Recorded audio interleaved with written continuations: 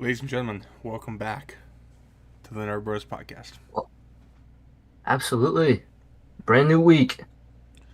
Brand new week. Episode 5 already. It was crazy. Yeah, it is crazy. Dave, you want to go ahead? Before we get started tonight, we're gonna do something a little bit different, but this is gonna be something that I think is gonna be a staple around here. And we're gonna pray before we get into this podcast. Dear Heavenly Father, Lord, we thank you so much for this opportunity to just speak today. We thank you for all that you've given us, Lord. We thank you for this opportunity to have a platform where we can just talk about the hobby that we enjoy, and that's entertainment. That's Star Wars and Marvel and DC and stuff like that. And we praise you, Lord, for just the opportunity to communicate with other Christians as well through this. And we pray, Lord, that in everything that we say, think, and do, we pray that you will be glorified, that your name will be reflected, and we just pray that you'll help us to remember the same thing that we went into this, and that is to not seek the world above you, but to keep you first, keep the main thing. And Lord, there's no gain from the world if it means that we lose our soul. So we pray that you help us just to be reminded of who you are, Lord, and just to keep you first. And pray that you'll bless this podcast at night. Thank you, Jesus. In your name we pray. Amen. Amen.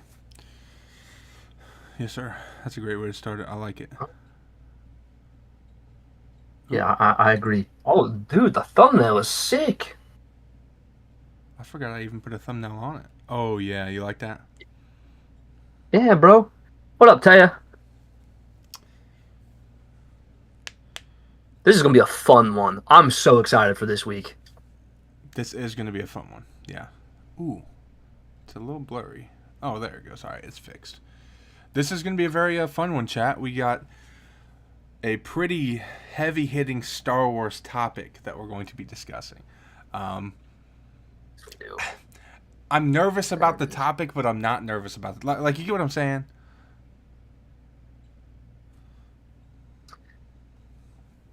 Oh, man, I tell you. So, we're definitely going to be starting with news and rumors like we normally do. Got a big... It is a big Star Wars topic. So big that Trey almost doesn't want to do the topic. But we're doing it. Because it's time. And We're then being bold. we're also going to be doing... We're being bold. Just had a young adult Bible study about that tonight. Literally like 45 minutes ago. Yeah. And I live a good 15 or 20 away, so I had to haul it back here, you know?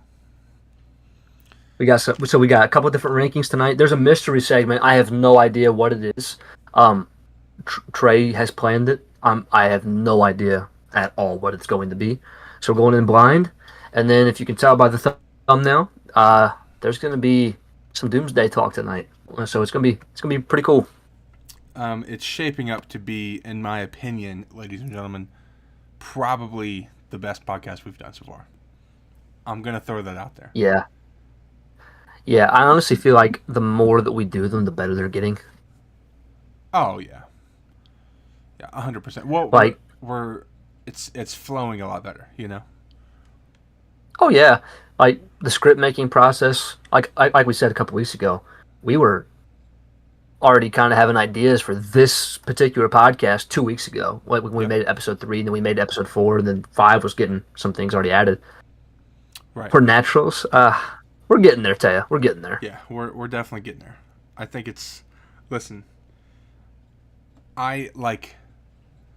We should almost start planning out some cool things for, like, down the road for episodes. You know what I mean? It'd be kind of cool.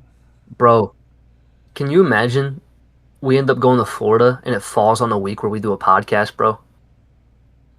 Well, every Like, week's a podcast. like if we go on a month.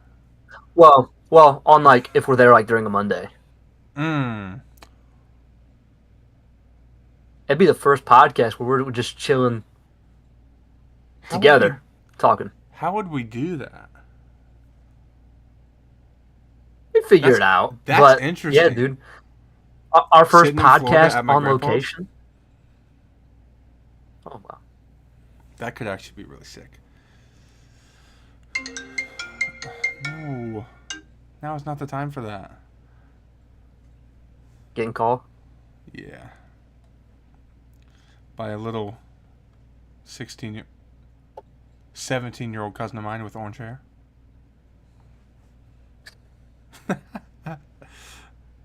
That is true, Taya. We will be in Florida, but man, you imagine we did like a whole thing for the podcast, like a clip of the podcast. It wouldn't be live, but imagine we did it at MegaCon.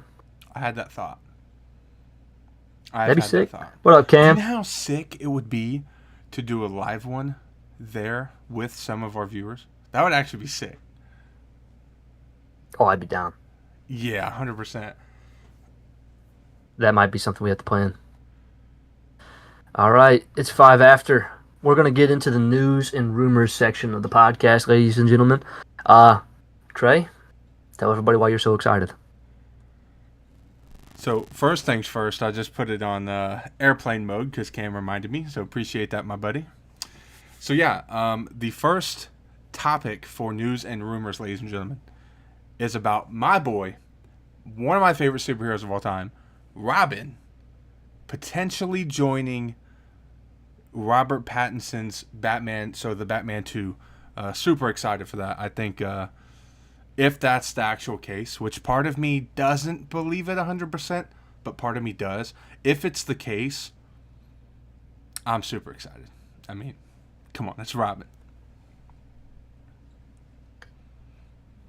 Yeah, I talked a little bit about it in my initial reaction video to it, and regardless of how he shows up, I'm happy we are getting Robin, whether it's in both universes or whether we are combining the universes. Because I think the biggest thing that doesn't make sense to me, I don't feel like James Gunn's just going to let Matt Reeves introduce Robin before he does. Yeah. So, like, because Batman, he couldn't help. Batman was already introduced. But my thing is I still think that it's a very big possibility that Pattinson is still joining the DCU. Ooh. I have a And thought the now Robin that I'm thinking thing about makes it even more like of a thought for me. I think Well, that for it's sure. even more strong. Especially because people are saying that the Batman 2 is going to be the Brave and the Bold. Yeah, I think it could be that for sure. Yeah, I saw a very interesting thing on Twitter, and I'm bringing it up because we're talking about DCU Batman. Somebody literally had they made a list of the top 10 people that they think should play Batman in the DCU. Do you know who was number 3? Number 3, Ben Affleck. No. Taya's going to like it. Don't say Winston Duke. Winston Duke. Winston Duke? Winston Duke was number 3. Crapping on it. They were like, yeah, I don't think so. Interesting. Yeah. Oh, man. I just had to bring that up, you know? But yeah, what's your theories about Robin? Do you think they're going to do it? I don't know. Because James Gunn's comment now, I don't know if James Gunn is just kind of covering it up or not, because he literally made the comment after the fact. He says, people, stop believing everything that you see. He says, only 6 people have read the script. But he didn't say no. Yeah, he didn't say no. I think that's the thing. So, I don't know. I think that it's a very good chance that we will see Robin with Robert Pattinson for sure. I just don't know where it's going to be. But I think that Robert Pattinson is going to get what he wanted, because 2022, he literally said, he says, I want to have a Robin in my universe. Yep. Quick segue. What Robin do you think we're getting? If we get it. Now see, in this, that's where it gets... So in the Batman universe, what Robin? In the Batman universe, Damian Wayne makes no sense, because he's year 2 going into year 3. He's not having a kid right now. So not Damian Wayne. I don't think it's going to be Tim Drake. I think that there's only 2 choices that could... there's 4 main Robins. There's been other ones, but the main 2 choices would either be Dick Grayson or Jason Todd. Now, my theory about this is you could do either one of them very well. We've already seen Dick Grayson on the screen by Chris O'Donnell with George Clooney's Batman. That one, it didn't seem a ton like Robin, but he did fine.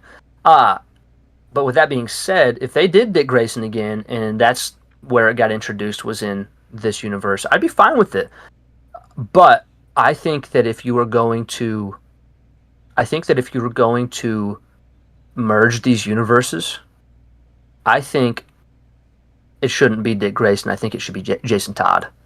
And my reason being is they're making a Teen Titans movie in the DCU. So you could have Dick Grayson leading the Teen Titans, and that sets it up for Jason Todd to be the Robin for Batman. And with that being said, the Joker has already been introduced.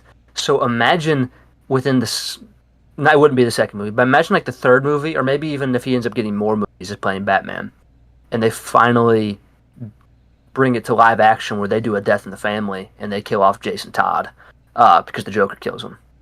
So, and I think Jason Todd's the perfect gritty choice, him or Dick Grayson. But that's my assumption. If it's going to stay where it's at in the universe, Dick Grayson or Jason Todd. If it's going to be merged, then make it be Jason Todd and let Dick Grayson have the Teen Titans. That's fair. So, did you say Teen Titans is going to be a movie or a show? Yes, it's a movie. Interesting. I was kind of hoping for a show, but at the same time, I'll take a movie. Yeah, I think that they could do something beautiful with those characters. And I don't believe James Gunn, I know he's not writing them. I doubt he directs them either. But with him overseeing it, James Gunn is awesome at doing team-up movies, as we saw with the Guardians. Yeah. So I think that he'll approve something really, really good for the Teen Titans as a film. Yeah, that's true.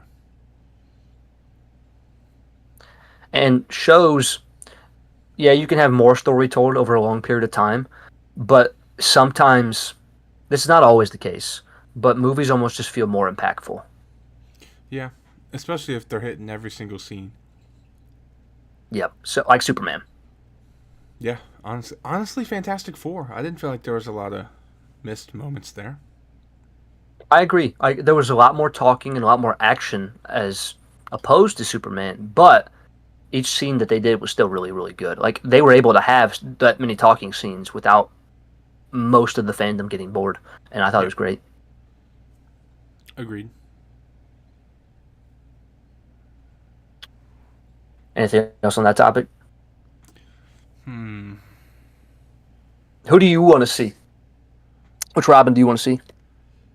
So there was a moment, chat, when I started smirking when he was talking, and I thought about saying who I wanted, because I knew he was going to ask that question. And when it in my head popped an answer, and I was like, I cannot say that on stream, because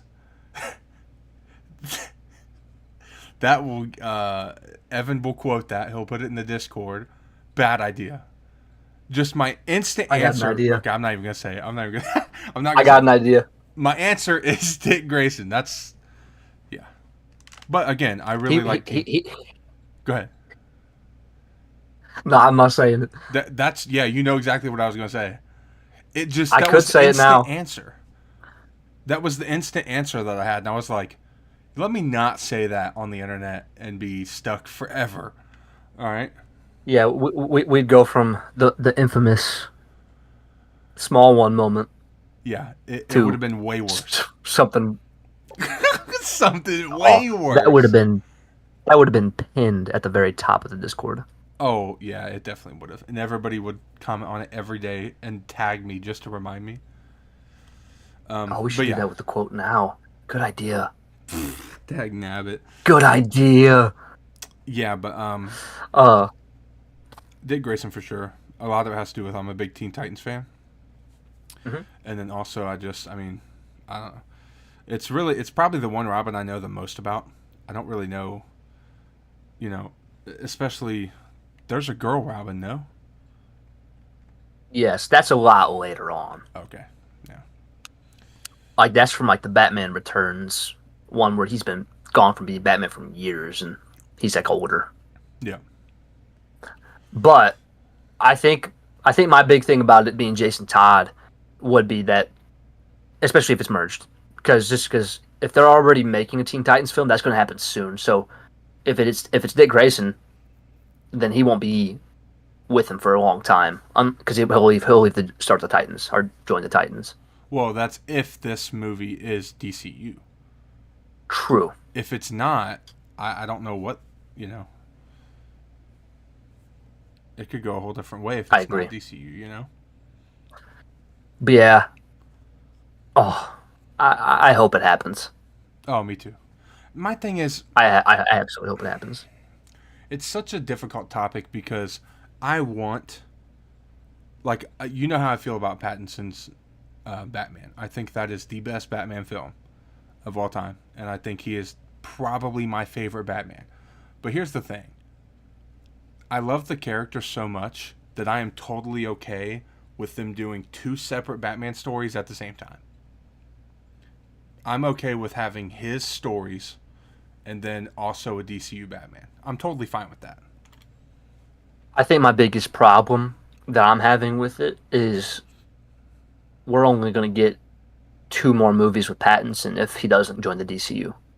That's true. However, if those two movies are absolute bangers and they do phenomenal at the box office, I could see them saying, we're going to approve another trilogy and keep him around and just keep going. My only thing is, though, I think Matt Reeves is going to take the Christopher Nolan approach because they had a chance to make a fourth like Batman film. They just ended up not because of obvious reasons. But Matt Reeves is heavily talked about how like it's planned as a trilogy. I don't know if he's going to want to make another one after, That's fair. especially because he's taken like 2 to 3 years to write the script. That's very true. I But here's the know, thing, though. I know we had strikes and other things as well, but like still, If the next two in the Batman series do so good, and like they do better than the 750 that the first one did, if they both do better than that, and the budget is around the same, they're gonna be like, "Hey, we know you don't want to, but here's a little bag for you," and he's probably gonna be like, "All right." Pattinson is getting old too. Well, but what's old? He's already in his 40s. Ooh, he's in his 40s and he's only on year 2. He doesn't look old, No, he don't. No. but physically, I don't know how much he's going to be able to take being Batman. And he even talked about that because of how long this one's taking. He's like, I'm gonna be a grandpa by the time we get to this third film. That's true. Isn't he doing Dune? Yeah, he's doing Dune. He's got Dune, The Odyssey coming out next year. Uh, who knows? Because James Gunn has said that Batman is probably going to show up before his own solo film. That makes me think Clayface, which comes out next year. So what would you do if you saw Robert Pattinson as Batman next year in Clayface? Oh, you know I'm gonna freak out. I'm gonna Imagine, freak out. imagine he shows up and Dick Grayson or Jason Todd or whoever's Robin is in that film, and that's when they see something happen going on with Batman and Clayface, and they say, all right, maybe Clayface kills Robin's parents, like Dick Grayson's parents, and they change that storyline a little bit. Clayface kills his parents, and that's how he ends up joining Batman. He grows up a little bit, maybe a year or two goes by, and then he's like, okay, I'm joining Batman. My absolute dream happens, and they just pan over to show somebody watching the fight, and it's Tom Holland. I don't see that happening. I'm just saying, you want to talk about a crazy moment in a theater?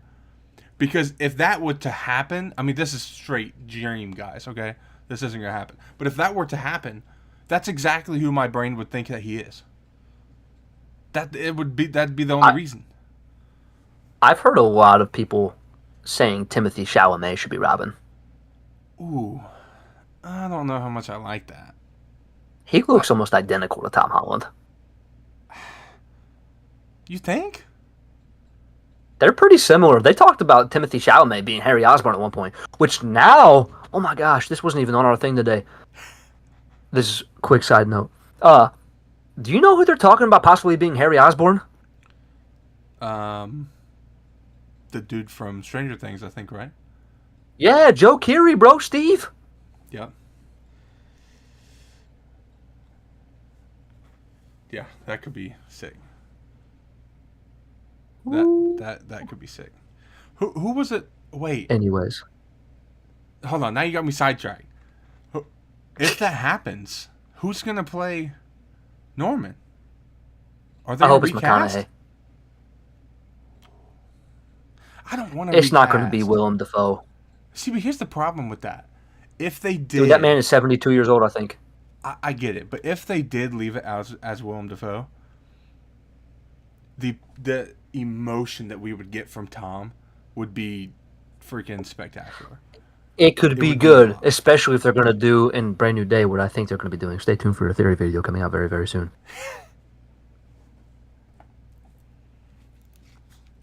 Yeah, I think we elaborated a lot on that one, but we had a lot to say.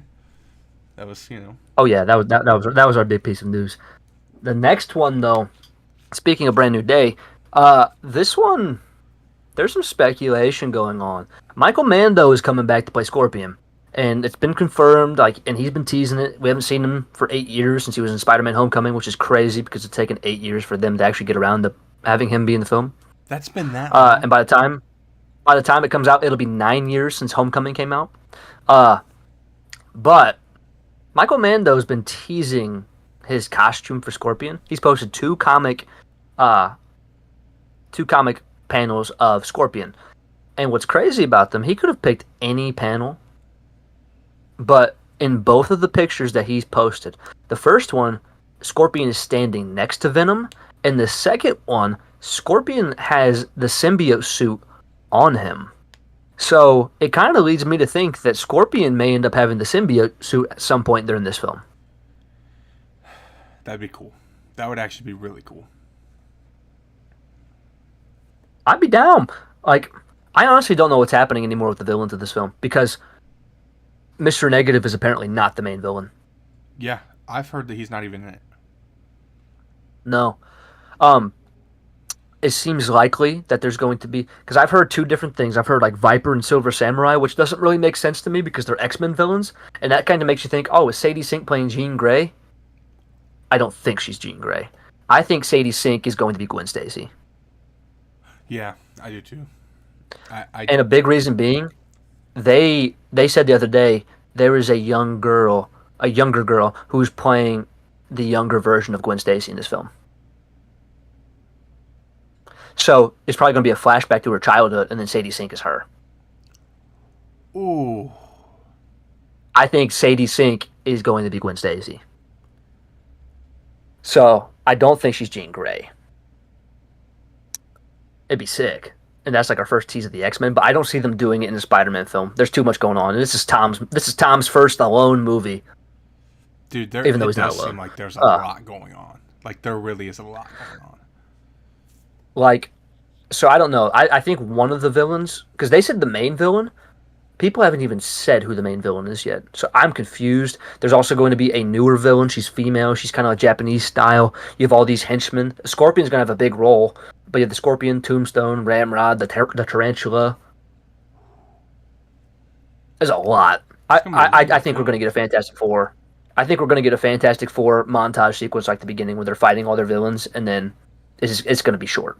Scorpion's going to have a big role, but I think some of the other ones, nah, not that much. Well, see, so I watched, shout out Josh, the Den of Nerds. I watched his video today, and he was talking about so in the comics, there's this whole, like, bar it's the hangout for all of the villains. I forget what he said it was called. But he said he thinks that bar is going to be in the movie. That'd be sick. Yeah. So he said that's where a lot of these villains are going to get introduced. So I think that could be cool.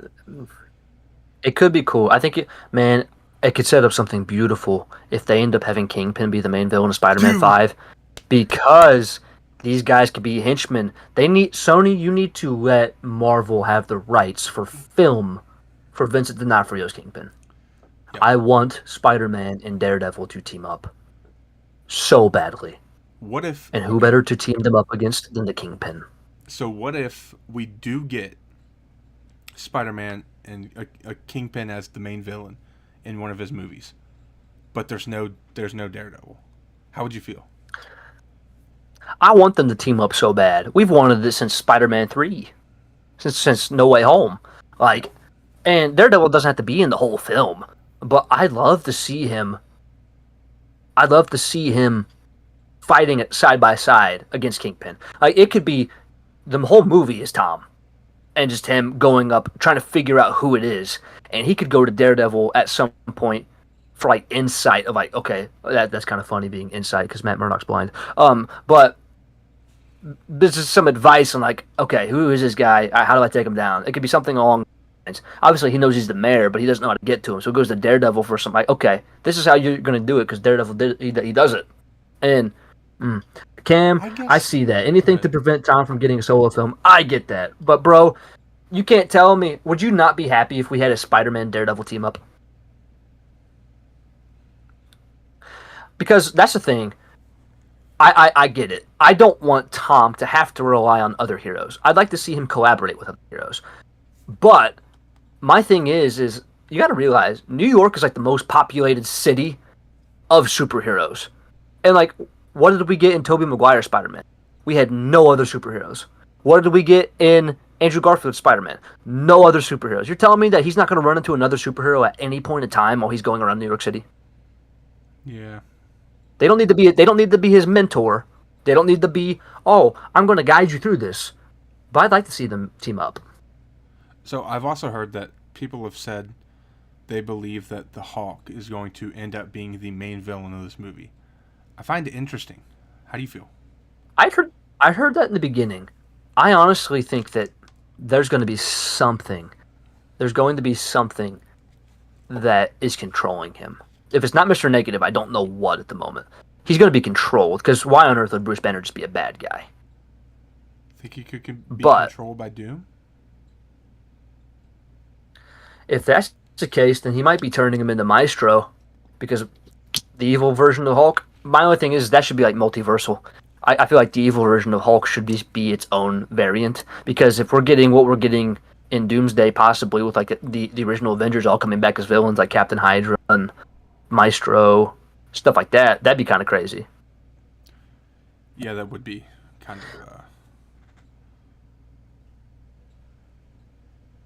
I don't fully agree with that. There was rumors. I think who somebody yesterday was talking about Doom's gonna have. What was it? Doom's gonna give him a suit or something in this movie. That's what it was. I don't think that makes any I don't. sense. I don't. I don't either. Yeah, I agree, Cam. I don't think Doom's gonna have any part of this film. The only, no, actually, no. There's probably not gonna be a scene, not even the post credit scene. Hmm. But see, okay, that's why they make team up movies. I get that's why they make team up movies, but like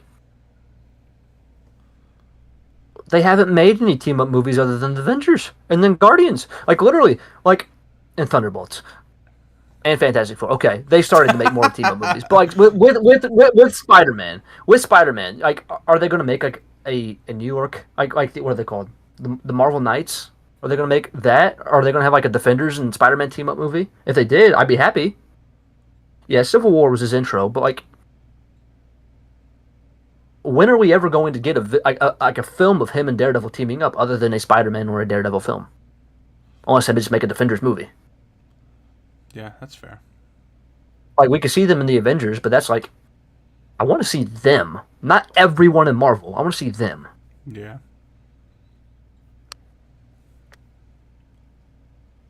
Mm-hmm. They're gonna have to do a yeah. They probably will have to. Will they though? Will they though? He does team up with every faction in New York City, which is also another reason why I think he's teaming up with people in this movie, like the Punisher's in town. And that's the thing too. The Punisher and Spider-Man just make sense.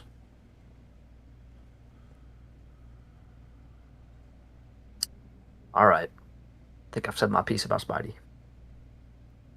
Oh, also real quick, I didn't know Bernthal and Tom Holland were such good friends, but apparently they are. Oh, oh yeah, bro. They've done.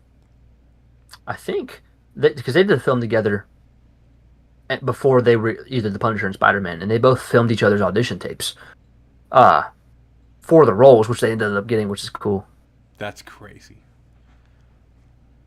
You hate that the Punisher's in it? Why do you hate the Punisher's in it, Cam? I'm curious.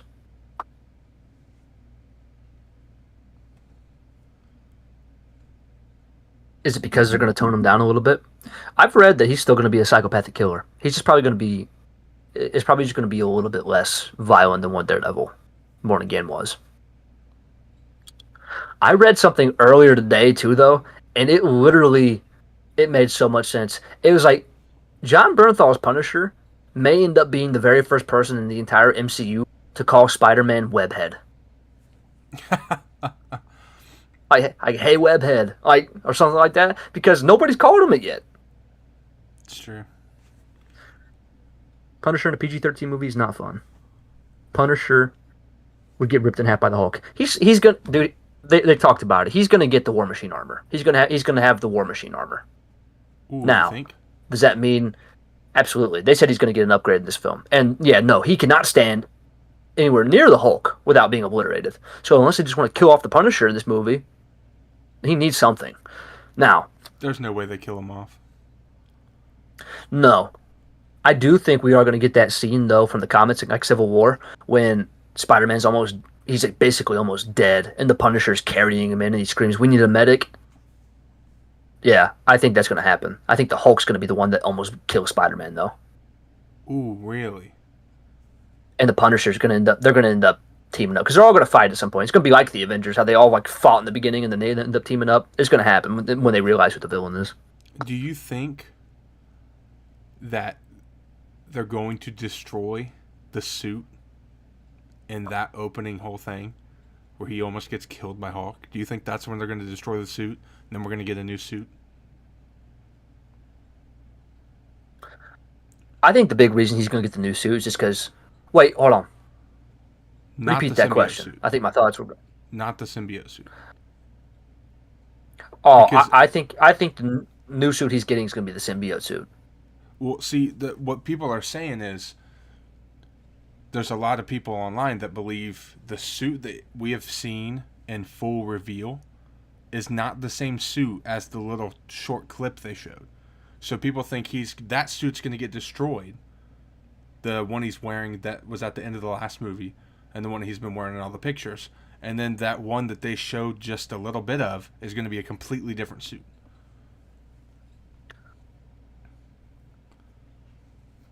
Maybe. To me, it I doesn't make don't much know. sense. But I agree. I don't know how I feel about it. because a lot of people don't believe he should get the symbiote suit till end of Doomsday, or maybe at the beginning of Secret Wars. I could see it because he has it in the Secret Wars comics, but I don't think he's going to be in Doomsday. That's why I think he's getting it at the end of this film. Hmm. He's going to get it Oh, at the end of this film, and then he'll have it for for Secret Wars. that could make sense. Dude, we're really just about to get Doomsday with no Spider-Man. We're going to get into it though. Do you know how many people were in this film? That is true. That is true. That's coming up later, chat. All right, our third piece of news. Cam, hold on. Hold on. You're going to head out? All right. You have a good night too, Taya. All right. So for the third piece of news, ladies and gentlemen, there is a big rumor going around that Ewan McGregor is going to be reprising his role as Obi-Wan Kenobi in Ahsoka Season 2. Now, he has come out and said that that's not true. He said he misspoke. I think he is trying to cover for himself because I think he's full of crap. He's absolutely in Ahsoka Season 2, in my personal opinion. There's no way he's not. Way too many big normal scoopers have said that it's a fact that he's in it. And honestly, I think they're going to do some cool flashback stuff. So I don't see any way that he's not in it. I think he misspoke and it was an accident and they're trying to cover up for it. But I could be wrong, but I don't think I am. Yeah. Like him just kind of pushing off, "Oh, I meant to say my wife." Yeah, Ewan. I think that you're I think you just got caught. Yeah, he got caught. Definitely got caught. I think there's a lot of cool things that they could do with Ewan in Season 2, to be honest. But what I was seeing was one of the scoopers that said it in the first place. And then, like, now everybody's trying to backtrack. They said, I promise you, he is in at least one episode. And the episode he's in, he's heavily in it. So My thought on that is more than likely flashbacks. Well, I mean, it's the most. Flashbacks or World Between Worlds. Mm, I don't see why Obi-Wan would have anything to do with the World Between Worlds, though. Well, maybe they'll go to Ahsoka and Anakin do something. Go through the World Between Worlds, and then they go to a point in time where he is at. Mmm. That would be cool, but I say don't save him. Don't do something like that. Because if you try to Oh, are you save him, saying like that go ahead. ruins everything? Yeah, That ruins everything because that messes up the original trilogy. exactly my point. Don't Trying do to, that. That yeah, no, happens. Star Wars fans are not going to be okay. no, definitely do not try to use the World Between Worlds to save Obi-Wan. That's a bad idea. Um, now I could see them going through the World Between Worlds to get like just to talk to him and get some crazy advice. I could see them doing that. I kind of think it's stupid, but Yeah, I do hope we get to see him. I love Obi. oh, I hope he 100%. is in it. I hope they don't overuse him. We've talked about this. I don't want them to start overusing every single character. No, definitely Don't not. just bring them back because. Part of me, and I'm going to be honest here, part of me believes them bringing in Obi-Wan and Anakin into this to do another Clone Wars flashback thing. I feel like they could be setting up a show. I really How do do. you feel about Cam's comment about they already broke up the original canon? Where? Says they already broke up the original canon when he fights Vader multiple times in Obi-Wan's show. I mean, it's kind of fair, but there's a big difference between breaking that up a little bit and completely saving him from Vader killing him. That is not the same. Not even remotely. There's been some really cool stuff that has happened that they've done between like the prequels and the original trilogy. But this is kind of where I'm at as a Star Wars fan. I think we talked about this maybe in the first episode of the pod or the second, but I'm kind of at the point. I wish that we would just start brand new, start fresh. I don't need it to connect to what's been. It's still a Star Wars movie, but completely new characters. They don't even know who the Skywalkers are. Nothing. Especially I like would that like them to race not stuff that touch you it sent me. anymore. That stuff about. Go ahead. You can say it. I think it's ruining it. It's really watering it down. What it used to be so special, and it's just kind of getting old now. And it's like now you're just messing with what we thought was good, and you're Yeah. making it worse by putting your own spin on it and making things happen that should not have happened. Oh, 100%. Like, I get using source material for some things, but some of the decision making's a little off. Yeah, And like but yeah, I agree. I'm a big believer that they I should don't. use some Legends material, but that's all Oh it's gonna yeah, do is make the other half mad. I still think that they need to make a cinematic Legends universe. Just do Legends. Don't make it canon. Just have Legends, but on the big screen. I'm fine with that. Honestly, I think a lot of fans will gravitate towards it now because they're like, well, canon's got problems. 100%. Yeah, I agree with that.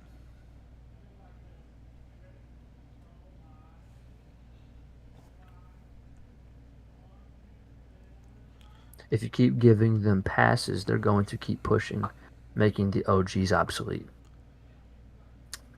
Yeah, I think the OGs were very special, Yeah. but instead of that, they aren't they making 3 more episodes? Yeah, Cam. They talked about having an Avengers Endgame culmination to whatever's happening with Rey. I think that that's not the move. I'm It's not a not the fan. move. It's not the move. It's definitely not the move. I don't. Doing it with Dave's Heir to the Empire stuff, I think is perfectly fine. But bringing back a bunch of old characters for race stuff. Right? Like it's stupid. It just sounds like a cash grab. Yep. And honestly, it seems like it would maybe be an unsuccessful one at that, to be honest. Yeah, it's like, oh, let's bring back Liam Neeson. Oh, let's bring back Samuel L. Jackson. Oh, let's bring Palpatine back for the third time. I'm not for it. If that happens, I'm not. I'm not looking forward to it. I don't even think I'd buy a ticket to be honest. Yeah, no, it doesn't make the most sense to me. But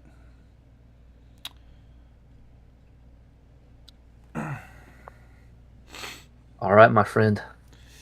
so we're gonna be designing. Oh no. Okay, I'm gonna have to do this segue. We're going to end up skipping it. All right. I'm excited. Let's get it. So, with all of this Star Wars talk, this is an important segment. It's a very important segment, and do not let Trey get out of it because he wants to do this. I think. I do. Or And I I'm don't. making him do this against his will. He's definitely making me do it Anyways, against my will. we That's very are true. going to be doing a ranking of all 12 Star Wars films. Yes, 12. That includes the Clone Wars animated movie.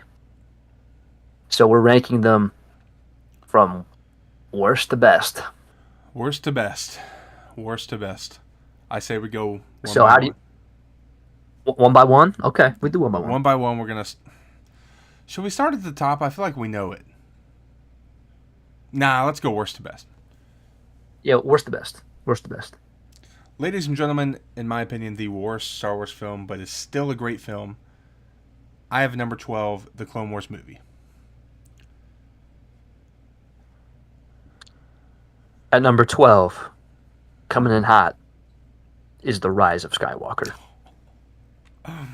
Interesting. Okay. I think after reflecting on the years of this, since it's been since we saw it originally, because I remember when we first saw it, like, oh, that was great, because I thought it was like, oh, that fixes 8. No, honestly, it was just it was not good. There's great moments in it. I don't like episode 9. There's great moments in it. It has its the cinematography is obviously great, but the story's kind of weak. I mean, at number 11, I have Solo: A Star Wars Story. At number 11, and to be honest, it pains me to do this. I actually enjoyed this more the most recent time I watched this, and there's got some really cool fight scenes in this movie. But at number 11, I'm going with The Phantom Menace. Oh my lord! Are you serious? Yeah, bro. 11? Oh 11. my goodness. Okay. All right. Number 10, I have The Rise of Skywalker. Number 10. Now, for a long time, this was my least favorite movie in the world.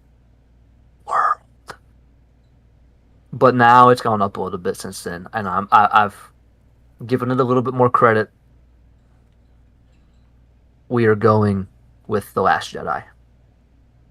At 10? Yeah, it sucks. Wow. All right. Well.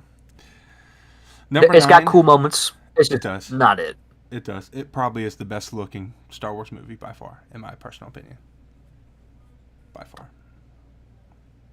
Dude, it doesn't have Natalie Portman in it. Well, okay. I'm going to give you that because that's fair. That's fair. At 9, I have a movie that I still love. I mean, look, listen. I love all 12 of these, okay? I'm just going to say that because it's true. It's a movie that I love, a movie that I can watch a lot. But when I was doing my ranking, it just kind of fell where it fell. I have The Force Awakens. Okay. At number 9 is where I have the Clone Wars movie. Okay. That's actually kind of high. Well, I like the Clone Wars era, bro. It's not the best movie. That's why it's lower. But like, I like the Clone Wars era. I really like the characters and the voice actors for it. I thought it was good. Like, but not great. But okay, I enjoyed it as a kid. It was an introduction to my favorite character. So Yeah. I love it for that. But yeah, I mean, I don't really have too much else to say about Force Awakens being down there. I liked it. It was somewhat Yeah. a carbon copy of A New Hope, so I could not have put it above A New Hope for obvious reasons. But yeah, I mean, Yep. at 8, I have a movie that I love, once again, because I love them all. A movie that I love, one of the only ones I haven't seen in theater. I have Attack of the Clones. Oh. Okay. You see, at number 8 is where I have The Force Awakens. Okay. So, I didn't have a single one of the sequels in the top 7. Like I said, I still love The Phantom Menace. Darth Maul carries that movie heavily, though. Yeah. Listen, If he wasn't in it. I don't have a. Okay. I'm going to go ahead and say it, chat. I don't have a single sequel movie in the top 6. This one by far felt like the closest to me. So 7, I have The Last Jedi. You can argue with me all you want about not liking The Last Jedi, but it was by far the best sequel movie. The story on its own, you look at that story, it was better than the other two. And it really wasn't even close. 9 just tried to undo everything the 8 did. 7 was just a carbon copy of A New Hope. 8 was the most original story, well-crafted movie. I just enjoyed it. I really did. I think the reason it gets so much hate, though, is it broke up the connectedness. That's fair. Which, if they wanted it to be connected, they should have just let J.J. Abrams direct all of them. Agreed. Because then downfall. 9 would have been better. 9 would have been better because he wouldn't have had to make up for 8. I still say that original script for 9 from Colin Trevorrow crapped on J.J. Abrams. It was way better. Oh, for sure. It was way better. For sure, dude. Yeah. They should have let him do it. They should have. They absolutely should have. That was a great script. But see, that's the thing. Was the script great because we didn't like what we got with 9? Or was the script great because the script was great? You know what I mean? Yeah. So, getting to the top half, ladies and gentlemen. We're kind of speeding through this.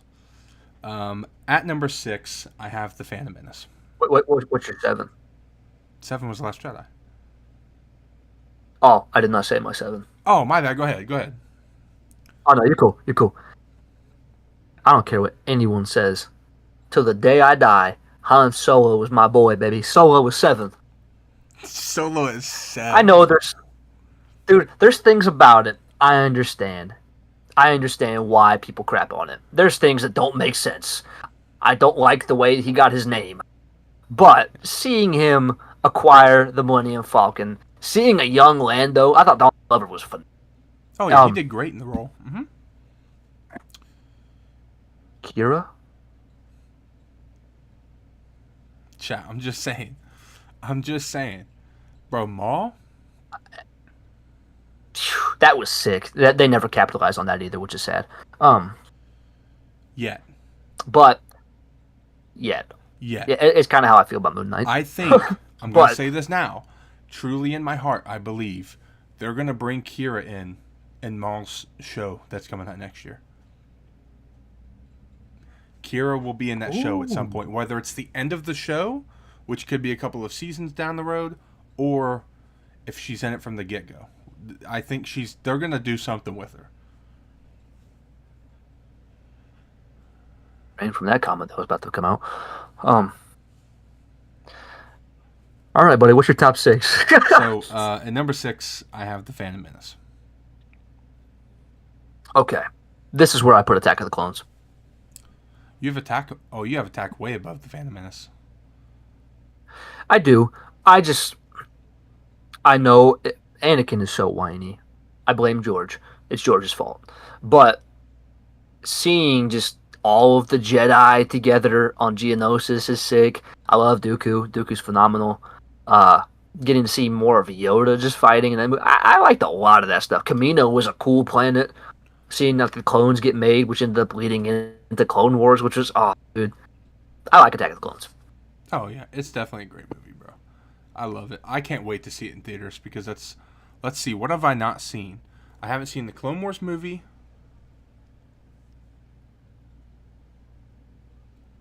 Attack of the Clones, A New Hope, and Empire.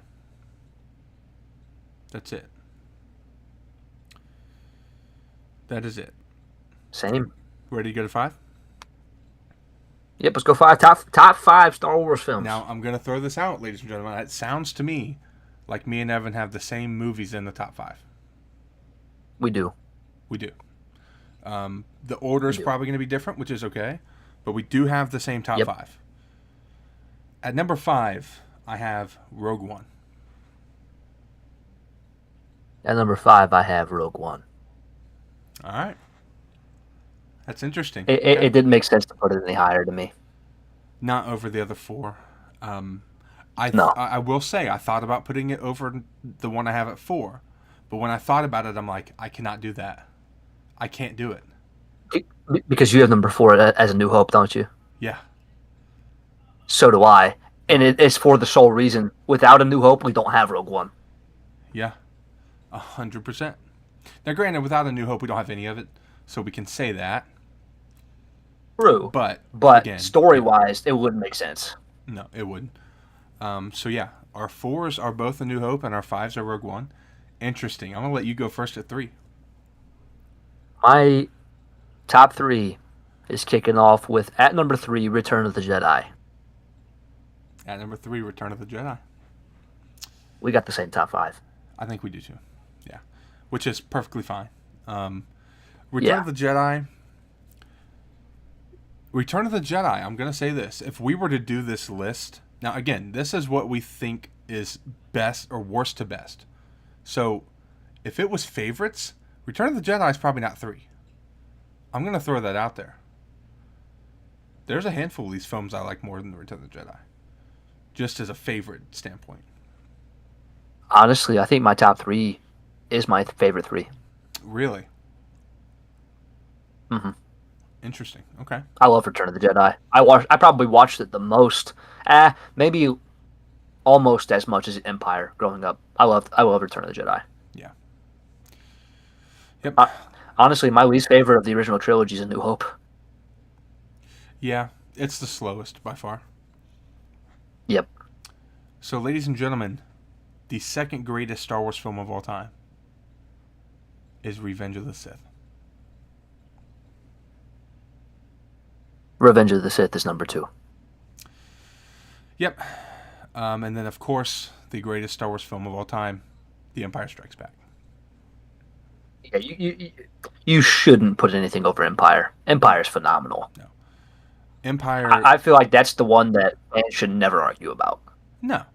And that's the thing, like, people can argue that, like, of course, I say it's the greatest film of all time in general. There's films that you can argue, okay? There is not a better sequel than that. There's not. What are you going to say? So I'm going to ask you. Obviously, with it being a Batman film, we know Batman doesn't carry. But The Dark Knight, bro? How close would you put it to Empire as the best sequel? Because that's not a bad movie. For being a sequel, that's phenomenal. That is phenomenal. That is fair. That's probably one of the better answers that I could have heard for sequel. Because, dude... But I still don't think it's better. I don't know a lot of people who think The Dark Knight's a bad movie. I know a lot of people that don't think it's a good Batman movie, but that's a great movie. Really? That's interesting. Yeah. It's sad, too, because I love Bale. I love Christian Bale. Yeah. Yeah, ladies dude, that was sick, though. Yeah, that was our Star Wars movie rankings. It was kind of interesting. I was very nervous to do it, but I'm fine with it now. Yeah. Look at that. You did good. That's correct. And honestly, the only comment we got was about me putting Phantom Menace below any Rey movie. I felt bad doing it, but I had to. For me. I had Wow, I didn't have Phantom Menace below any Rey movie. That's crazy. I had it just above Last Jedi.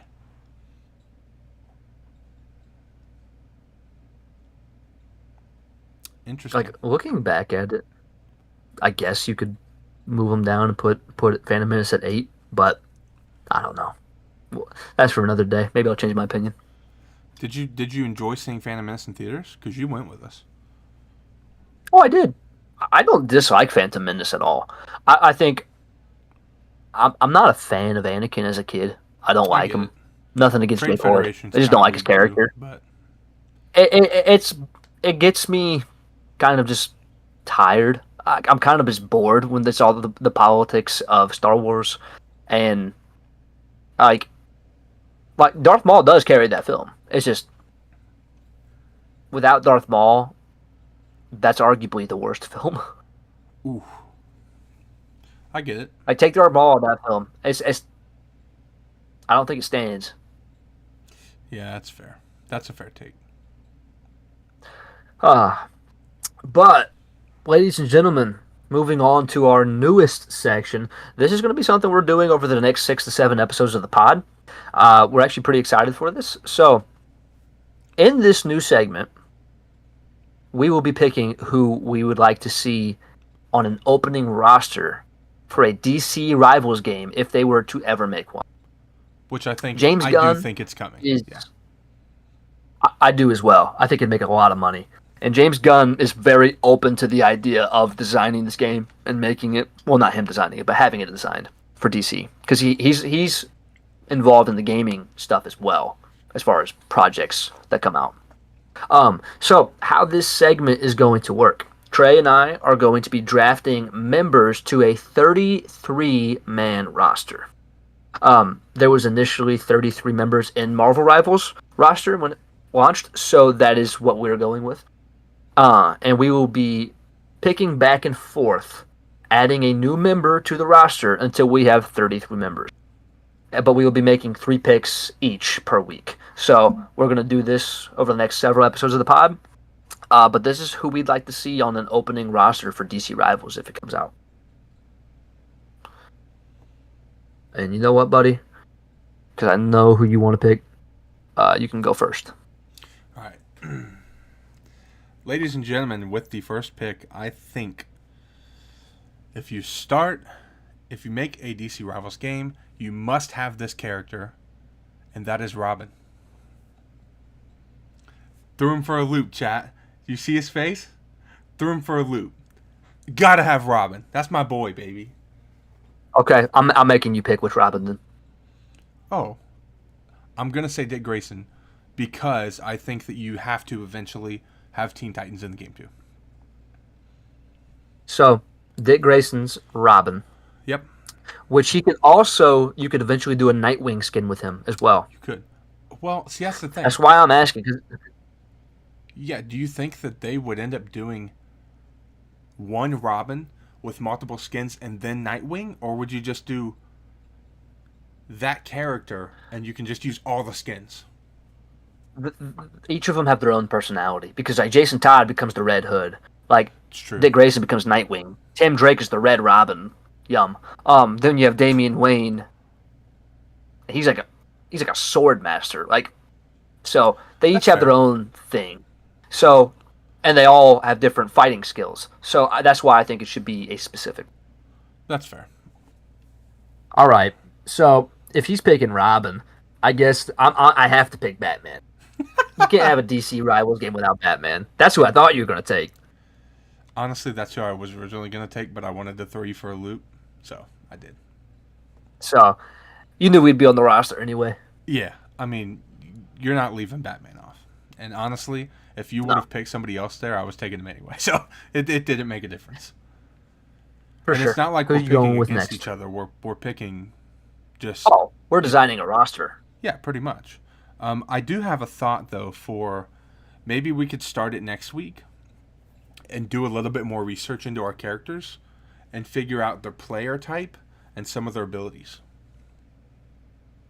Honestly, once we have our 33-man roster, I think we should go in and then put them in places. That's fair. Okay. And then we could even design. Like after that, we could even go into designing seasons for it. Like we could pitch an idea to DC. Like even if they already had the idea, back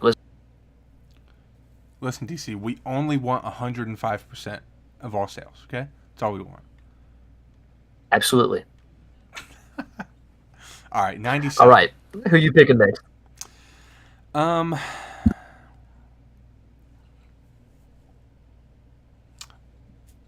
you gotta take Superman. Superman has to be in the game. See, I was debating it just because we don't have anyone like him in Rivals. Yeah. Closest thing to him would be the Sentry. I was about to And say it's like, Sentry. well, you could have other heroes, but I think that's the closest one we'll probably get. And in doing so, you have to make him have a weakness. So, I don't know what's going to happen. Okay, so part of me is kind of thinking, because we didn't just start off with all heroes, we started off with some villains as well. And I also want to kind of go along the lines of like, character types that are similar to Rivals, but also are Marvel Rivals, but also similar to or something we haven't had yet. And I think with that being said, I'm going to draft the Flash. Interesting. Okay. Because we don't have a speedster in Rivals. Like if we ever get Quicksilver, I'd be really happy with it. But I think it'd be interesting to see what you can do with like how you handle him being fast and if there's a cooldown. It could be like kind of. No, I don't like the Flash movie at all. But what they did with him, like how he ran out of energy and how something like to go get recharged, that'd be kind of cool. So something like that. Oh yeah, 100%.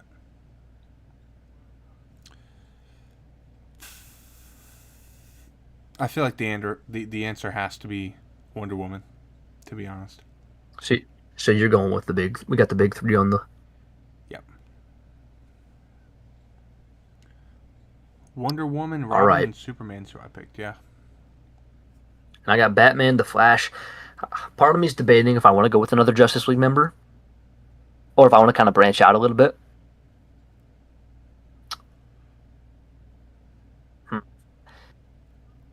Because there's a couple Justice League members that are coming to mind right now, but I'm like, oh, do we pick a villain? We could maybe do all villains next week.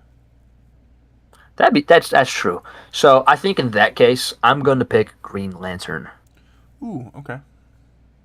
Using his constructs would be really cool. Yeah. There's another one that I did not name. He's very similar to another character that's already in Marvel Rivals, though, and I'm like, I will save it.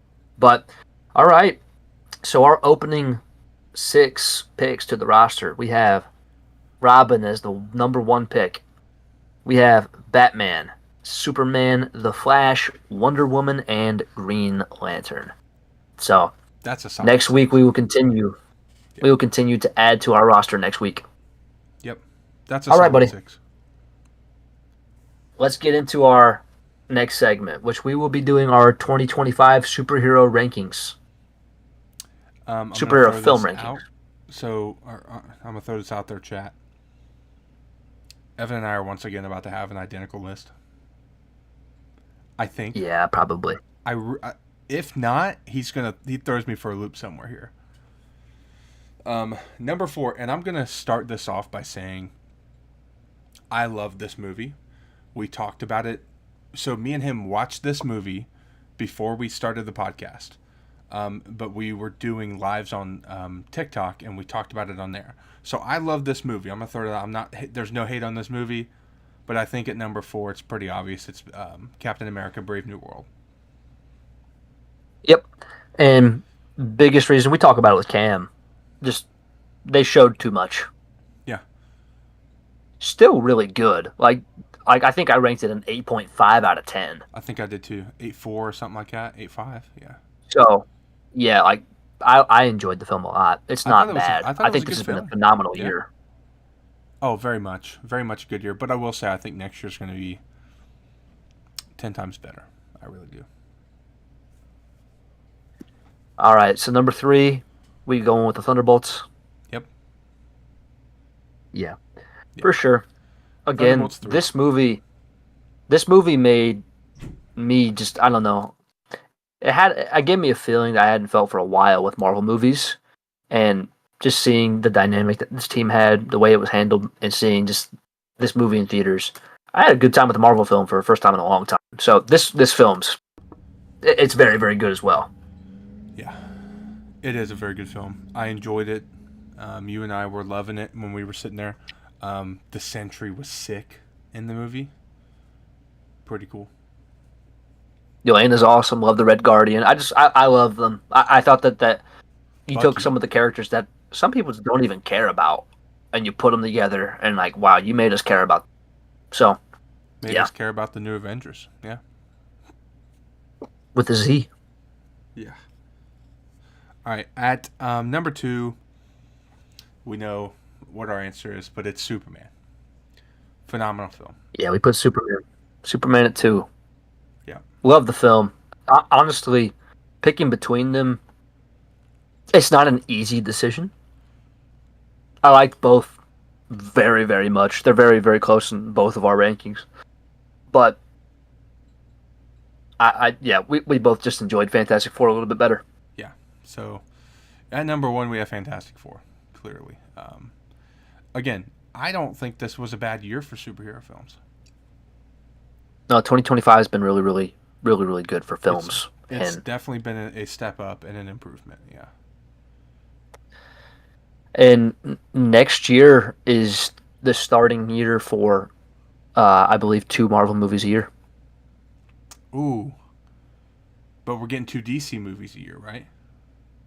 Yeah, it could be 2 to 3, but some years are going to be 2. Like next year at the moment is for sure 2, Okay. unless they change and add something.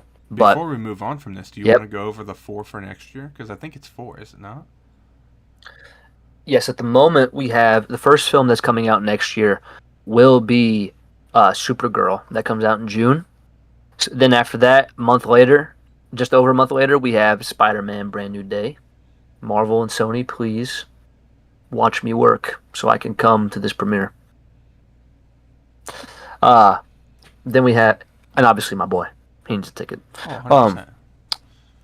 but so we got Spider-Man. After that, in the fall, we got Clayface, which is shaping up to be a horror film, and then we have Avengers: Doomsday in December. Dude, that's going to be a good setup. We have a chance for there to be 2 back-to-back really, really solid years of superhero films. I'm gonna throw Evan for a loop really quick and ask him a question. Do you think so? If you just thought off of right now, what do you think you would rank next year's films? Based off of what I'm excited for, or how I think they're gonna do. How you think they're gonna? How you think you're gonna? What are you gonna like the most and the least? What I think I'm gonna. Oh, that's hard. It is. Is this it? No, Oh, wow. Okay. I was What I just think I'm using gonna this like as a the segue off most. the last one. I honestly feel like I'm going to. I think you're asking me to put Spider-Man against everybody, and it's gonna be tough. But right now, I genuinely feel like this is shaping up to just be something special with the Spider-Man film. Yeah. I don't think we've ever had a movie show us this much stuff within the first. They're making it feel like he's a real person, Yeah. like he's in real life. And I think this film's going to be special. I think Spider-Man's going to be number 1 for me. Yeah, I would say me too.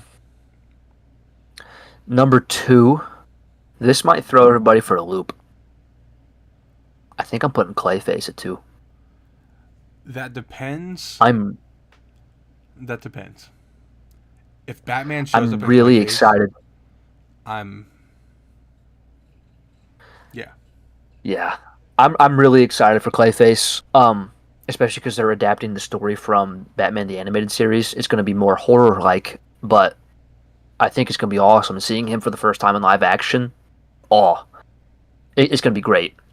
I'm not going to lie either. This is kind of where it gets tough because I am excited for all of these films. And you're asking me to possibly put an Avengers movie last. I, I, I think this film's going to be special. I think Spider-Man's going to be number 1 for me. Yeah. Yeah, I would say me too. Um, which I might. I don't think I will, but it's close because I think the biggest thing that's going to save this movie is Robert Downey Jr. Uh, and it's just there's a lot that we don't know. There's not been any setup for it, but I think I'm still going to put Doomsday at 3, and then I'm going to put Supergirl at 4, just because I like Supergirl, but never been like a massive fan of Supergirl. So I'm excited to see what she does, but I'm a little bit just like that's the one that's on the bottom for me. So if I think that's going to be the best for me, what I'm going to enjoy the most is going to go Spider-Man to Clayface to Avengers Doomsday to Supergirl. And Spider-Man's going to be even more, like, we're going to love it even more because it's going to be our first premiere. Absolutely, dude. I'm not even going to lie. When this happens, I guarantee you, I'm going to cry. I'm going to cry. It's going to happen. It's going to happen. We're going to make it happen. All right. Welcome back, Taya. I would say my list is probably identical to yours. Really? You got Clayface at 2? Yeah. Well, again, if we get Batman. If there's no Batman... What if we're not getting Batman? If we're not getting Batman, man, I might have to put it 4 then at that point and just move everything up. After Supergirl? Yeah. Yeah. And then Clayface is sick, 2. bro. Yeah. So now, ladies and gentlemen, we have a surprise topic. This is 100% a surprise for Evan. He has no idea the question. I'm scared. It's kind of a segment I feel like we should do a lot and kind of alternate who asks what question. It's kind of a difficult question. I think he's going to... I don't know what his answer is going to be. I have no idea. So here it is. Who would be the better hero if you switched Batman to New York City and Spider-Man to Gotham? Who struggles more? Who's the better hero?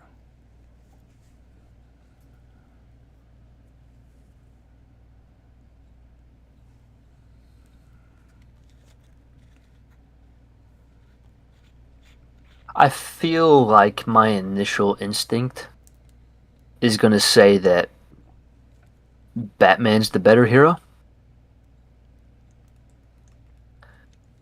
And biggest reason being, I don't think it's going to take Batman extremely long to figure out what the weakness of everybody is. And Batman also deals with a lot more fantastical villains that are a lot more powered. And they just have a lot more different abilities. Spider-Man's villains normally they're still human. They're just their weapons are more enhanced. Their training's different. I honestly think that Batman would have an easier time defending New York than Spider-Man would in Gotham. Not that Spidey couldn't handle it. I just think that it'll be easier for Batman. I very much agree. Yeah. I think Spider-Man would struggle a little bit for sure. Like, don't get me wrong. Peter's awesome as well, and he's very, very intelligent. He'd figure it out. It's just, it'd take him longer, in my opinion. Yeah. Agreed. Very much agreed. What's up, Drea? What up, Drea? Man, I did like that, though. That was nice. I was actually scared. I was like, man, what's he about to ask me? I thought it was about to be another one of those red pill things, bro, where you were about to make me pick. Oh. So I thought you were about to break my heart on the pod again. Nah. Definitely not nothing like that. But now you got to think about next week's question. Because we got to make that a regular thing. Yeah, I'm down. I'm down. That was a good one. I will say we're hitting it about on stride again. We're doing pretty good. Yep. Ladies and gentlemen, the main portion of our discussion tonight for the pod, if you have not already paid attention to what Trey's thumbnail is for this, or what I put in the Discord, those who are in Discord, we are talking about Avengers Doomsday, and not just about the movie. We have a question, and we're going to try to answer it the best we can tonight. Is Avengers Doomsday doomed? Yep. Is it gonna flop? So, Is it gonna flop? we have a lot to break down. We're going to be breaking down potential cast. We're going to be talking about the budget. We're going to be talking about the rumored plot and what we've heard so far about the film. We're going to be discussing Marvel fatigue, and we're going to be talking about what we personally are skeptical about right now when we think about the film and where it's going to go. So that's going to be probably the next 30, 35 minutes. So everybody, buckle up, get your popcorn. We're going to talk, and we would like to hear your thoughts as well. So, hold on, pause. Starting off with this cast. Pause. Yeah. Read Drea's comment right now. Alive. The bottom one? Like, read it out loud. If it flops, I'll follow Nathan off that bridge. Drea is currently watching One Tree Hill. That's funny. Yes. She does not have any intention going off of a bridge, YouTube, so please do not comment or give us a community strike.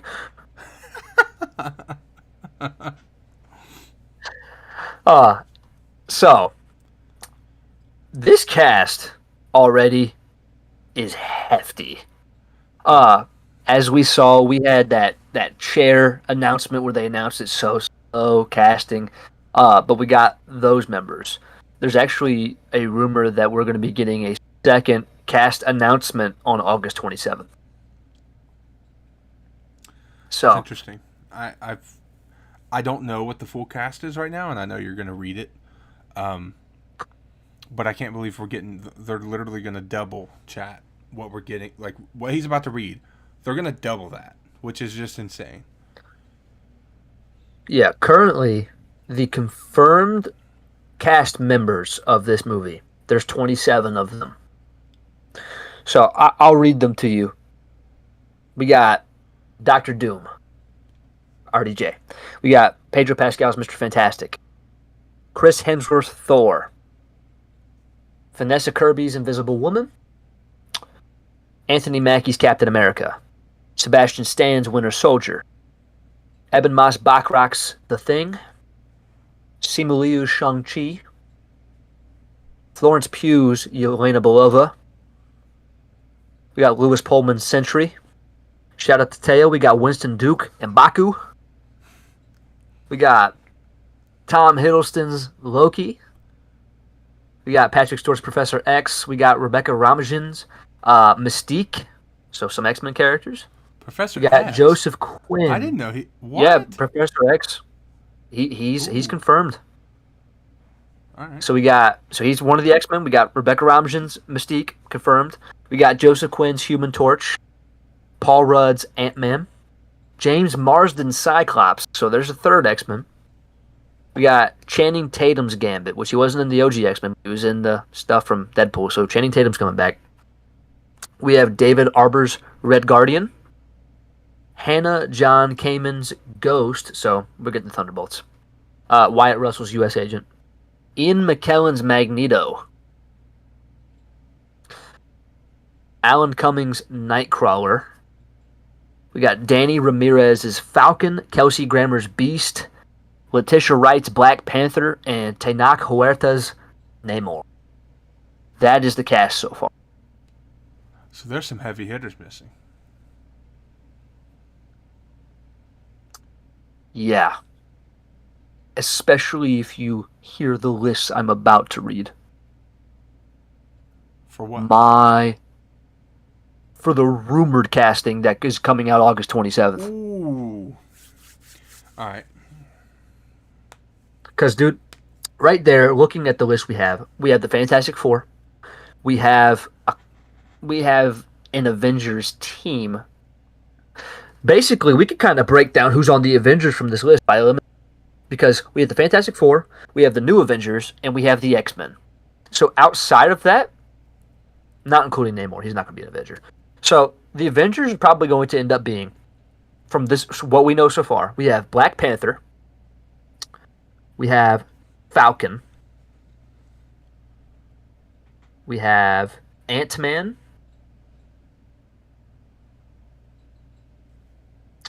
Shang-Chi,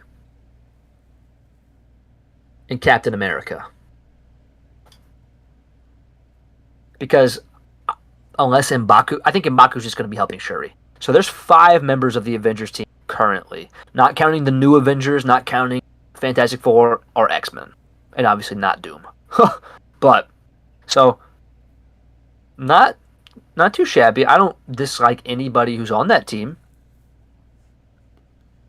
So, are you ready for this rumored casting? Oh, very much. So, ladies and gentlemen, I just read 27 names for who is in the film for sure. These are 33 other people who could possibly be in this film, making a total of 60. For your reference, Avengers Doomsday had 63 characters. This is 3 less than Endgame. So, we have Mark Ruffalo as Hulk, Benedict Wong as Wong, Brie Larson, Captain Marvel, Don Cheadle's War Machine, Karen Gillan's Nebula, Jeremy Renner's Hawkeye, Aman Vellani as Miss Marvel. We have Denai Guerrera as Okoye, Tessa Thompson as Valkyrie. We have Kihei Kwan as Obi, Ouroboros from Loki. We have Teyana Paris as Monica Rambeau, Will Poulter as Adam Warlock, Dominique Thorne as Ironheart. We have, I can't pronounce her first name, but the girl who plays America Chavez, Sophia DiMartino as Sylvie. We have possibly Tatiana Maslany as she. We have, oh my goodness, I've never read his name in my life. Yahya Abdul Mateen, Wonder Man, who's getting a show in December. Catherine Newton as Cassie Lang. Wunmi Musaku as B-15. We have Lashana Lynch as Maria Rambeau. Famke Janssen as Jean Grey from the original X-Men. We have Halle Berry's Storm. Kay Zinn as Phyla. She's the other animal that was in Guardians. That was like Rocket's girlfriend. We have Owen Wilson as Mobius. Chris Pratt as Star-Lord. Samuel L. Jackson as Nick Fury. Charlize Theron as Clea. Benedict Cumberbatch as Doctor Strange. Haley Atwell as Captain Carter. Bradley Cooper as Rocket. Vin Diesel as Groot. Maria Baklava as Cosmo. And Chris Evans as Steve Rogers. That is a hefty list.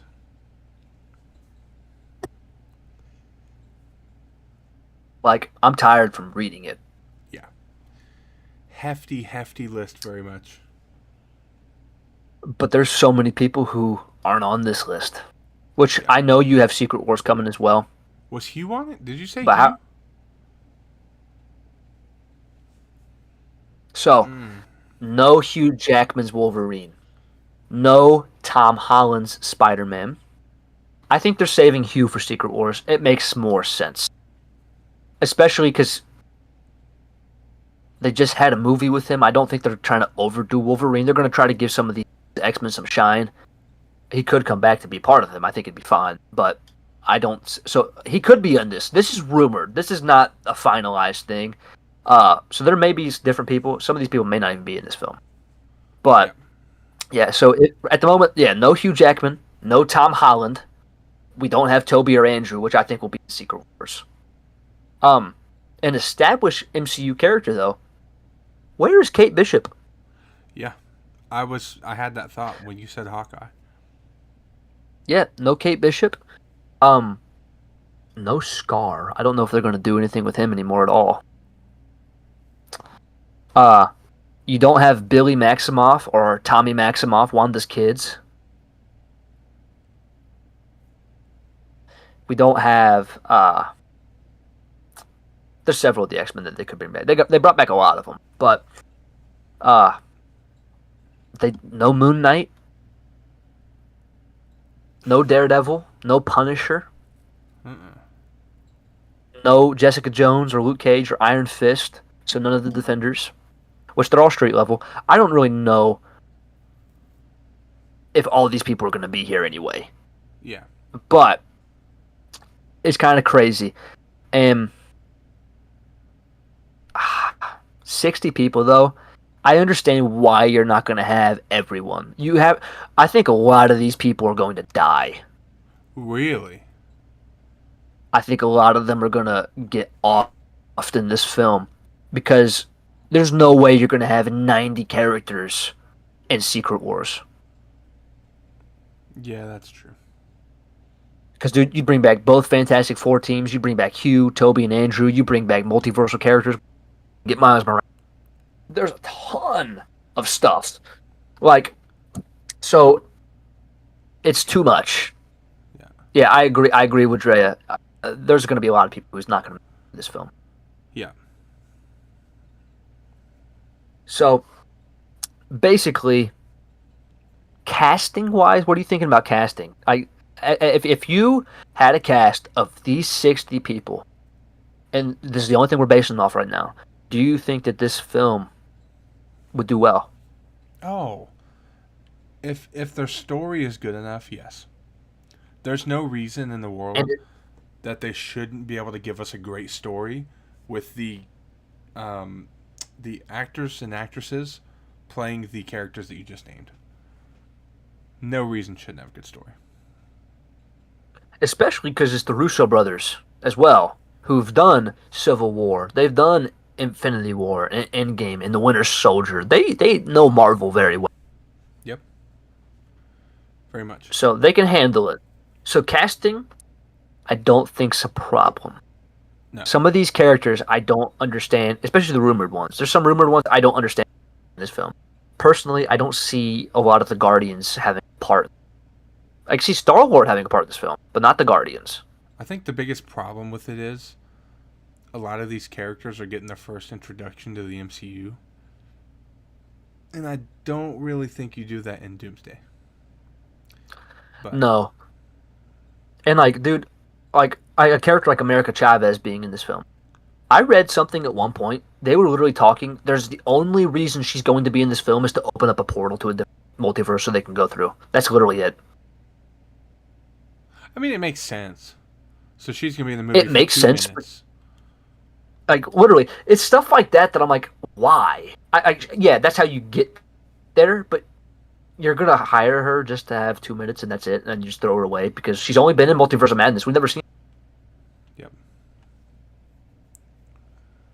So, casting-wise so far, I don't think this movie's doomed. No, casting-wise, I think it should be fine. As long as the story's not complete buns. I'm not going to lie, though. At the moment, kind of looking ahead, this may be the only area right now that I'm thinking that we're okay in. Ooh. Which is kind of sad. Well, we're going to talk about the budget next.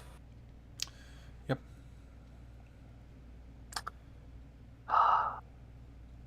Do you remember how much this film is going to cost, buddy? Nope. Oh. I'm pretty... Yeah. Is it a B? Yeah, dude. It's a female dog. Chat. $1 billion on Doomsday. That is... $1 billion movie is insane.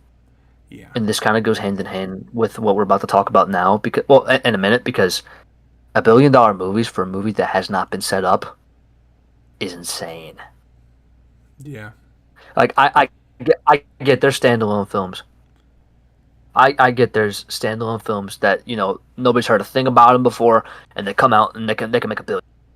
I get it, and you're bringing back RDJ, you're bringing back some of our childhood beloved superheroes.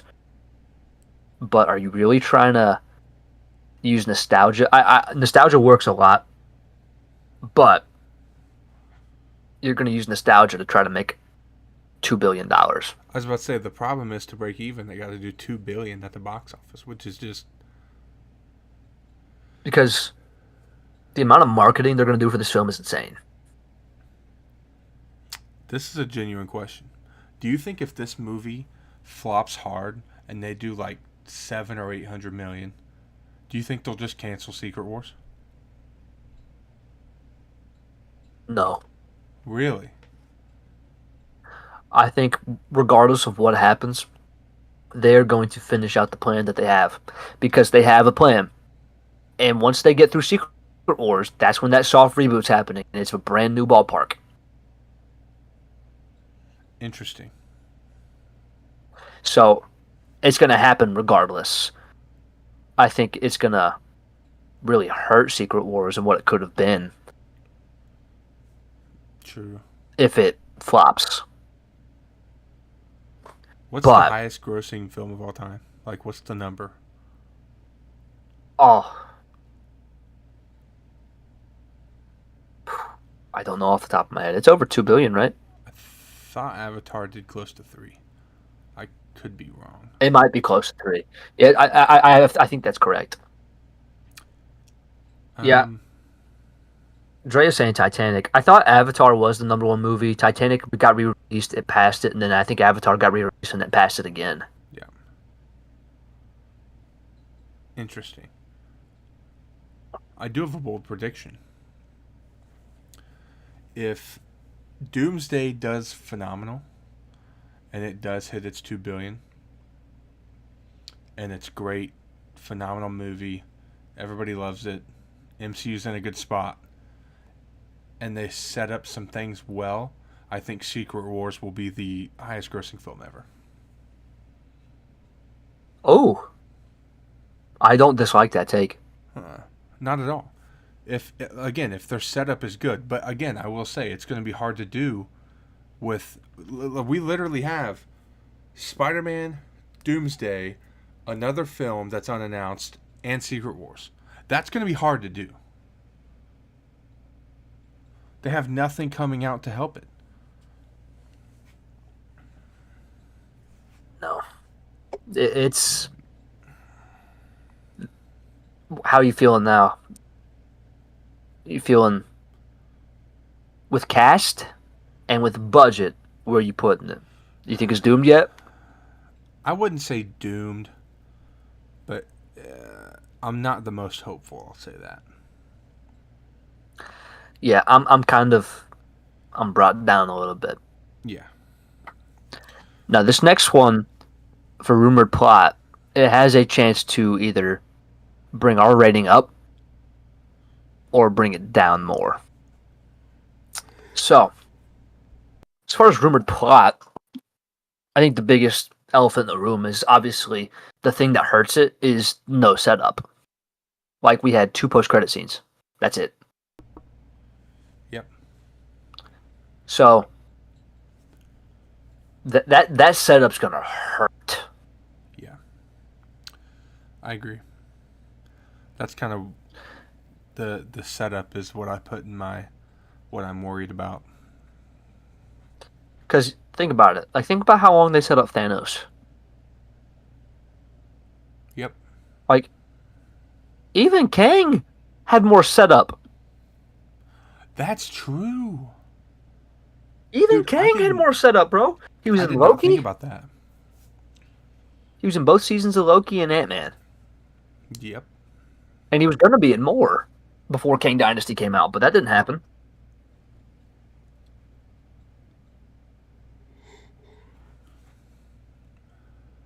Yeah, that's crazy. So, as far as the plot goes, we don't know a ton yet about it. From rumors and speculation that's been happening, there's going to be something that happens, especially cassette photo. There's going to be something that happens. Obviously, now, I believe everybody in here has seen the Fantastic Four, so if you have not, I'm going to give you a quick spoiler warning. So you can leave now. But, the Fantastic Four's universe did not get destroyed like some people thought. The Fantastic Four's universe is going to be used in Doomsday. It's going to happen.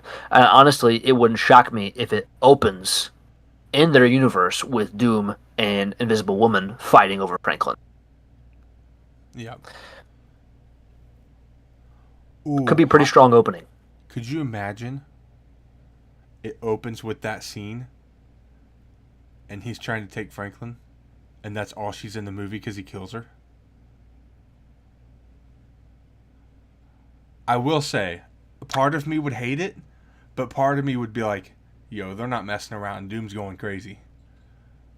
It set the tone real quick. It would. Yeah. I think it'd be horrible as far as, you just introduced like someone who you're considering being part of your next big franchise. Well, Franklin can bring her back again. I You can't do that. That would ruin the first movie. It would. It's just, nobody could ever die. I'd be upset. But, so their universe is still going to be around. Yeah. So, but their universe is still around. I think what's going to end up happening is the 616 heroes. It'd probably be the Avengers and a mix of the new Avengers, not all of them. And then they're going to be showing up to the Fantastic Four's universe. I also think that the X-Men universe is probably going to end up getting destroyed. I think that's what's going to happen. They're not going to have a universe, and they're going to end up showing up in the Fantastic Four's universe because we've already talked about it. There's supposed to be a fight scene between all of the heroes because they don't know each other. It's going to kind of be like Avengers 1, like. But the guy who plays Nightcrawler, Alan Cumming, he literally talked about a scene. He got in trouble from talking about the scene where he was talking about, he says, what am I doing in this? And it's like, okay, this is the scene where you're supposed to be Mr. Fantastic in the face. So there's a fight scene that's going to happen between all the heroes. Interesting. So we don't know a lot about Doom, though. No, nothing. The biggest thing that I've heard about Doom is the TVA is supposed to be in this film heavily, and it's supposed to be where the film ends. I don't know if that's true or not, but it's very possible the film is going to end, and it's going to be Doom capturing Loki to take his power. I was imagining he's going to kill him. I don't know if he'll kill him. I could honestly, because see, that's the thing. Chris Hemsworth is going to be around for a long time. He's going to play Thor, even if this version of him dies. He's going to be the next version of. They talked about him being around 10 years, but imagine Thor sacrificing himself for Loki, trying to save him, and then Doom still gets Loki and takes him with him. Thor dies. That'd be crazy. That would be crazy. But my assumption, because you're going to need some major power in the Secret Wars comics and stuff, like Doom has the power of the Beyonder. There's different times he has, I think his castle on Latveria is literally powered by the Sentry. I think he's going to be going after the powerful beings. He's going after Franklin. He's going to go after the Sentry. I think he's going to resurrect Wanda with Franklin. And he's going to take Loki. Ooh, he's going to resurrect Wanda. I like that. I think he's going to resurrect Wanda, and she's going to be a villain still.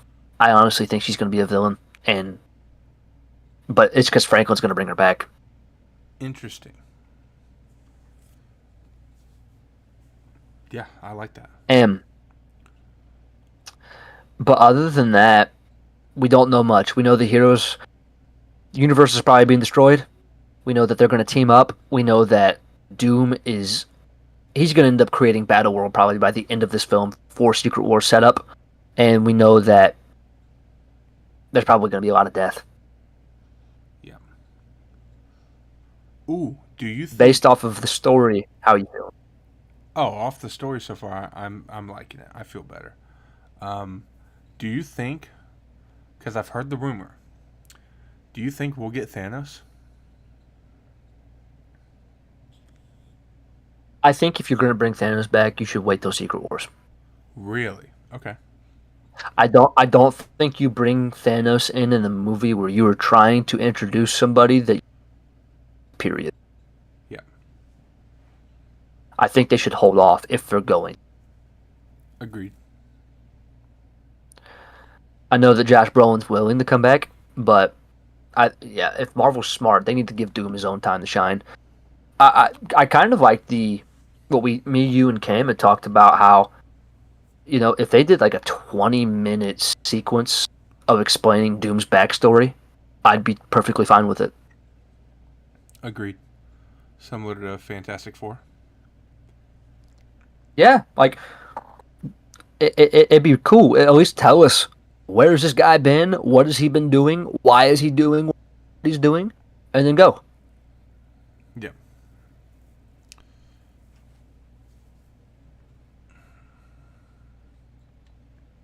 What would you want to see in this film? What would I want to see in this film? Mm-hmm.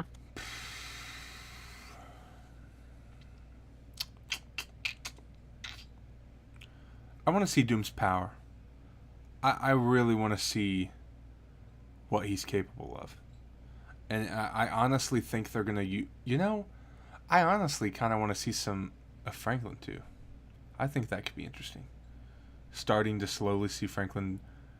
I don't know if you're going to see him realize what his powers are, because I think he's still too young unless they do a time jump. But, I mean, I think Doom knows the power that Franklin holds, for sure.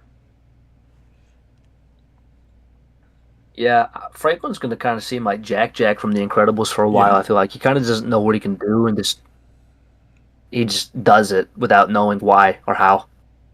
But Yeah. I do agree about Doom, because we haven't really ever got to see Doctor Doom being a sorcerer, like him using magic. I think it'd be safe to see it. 100%. I kind of want... I think if they do that opening sequence where he takes Franklin, the way you were saying, I kind of want him to fight all four. I honestly kind of want that. Yeah, But I'm down for that. I just don't know if they're going to do it.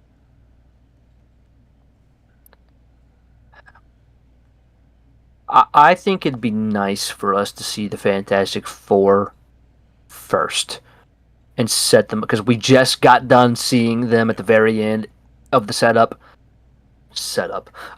And it'd be nice to kind of just pick up where we left off. I think it'd make it feel a little bit better. It's like, oh, it's a continuation.